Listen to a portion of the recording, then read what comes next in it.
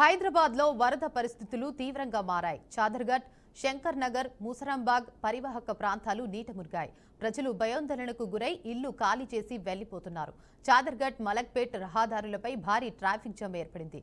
MGBS bus stand లోపలికి వరద నీరు చేరింది. బస్టాండ్లో చిక్కుకున్న ప్రయాణికులను పోలీసులు, హైడ్రా సిబ్బంది సురక్షిత ప్రదేశాలకు తరలిస్తున్నారు. ఇక ఎంజీబీఎస్ బస్ డిపో ఫ్లైఓవర్ నుండి చాదర్ఘట్ వరకు మూసీ నదిలో భారీగా నీటి ప్రవాహం కొనసాగుతోంది. ఈ పరిస్థితిని నియంత్రించేందుకు పోలీసులు, జీహెచ్ఎంసీ విపత్తు ప్రతిస్పందన బృందాలు, నీటి పారుదల అధికారులు నిరంతర పర్యవేక్షణ చేస్తున్నారు. ప్రజలు జాగ్రత్తగా ఉండాలని, నీట మట్టాలు తగ్గే వరకు లోతట్టు ప్రాంతాలు, నది తీర మార్గాలకు దూరంగా ఉండాలని అధికారులు సూచించారు. ఇక భారీ వర్షాల పరిస్థితిపై సీఎం రేవంత్ రెడ్డి అధికారులకు అప్రమత్తం చేశారు. స్వయంగా పర్యవేక్షణ చేస్తూ ముంపు ప్రాంత ప్రజలను సురక్షిత ప్రదేశాలకు తరలించాలని ఆదేశించారు.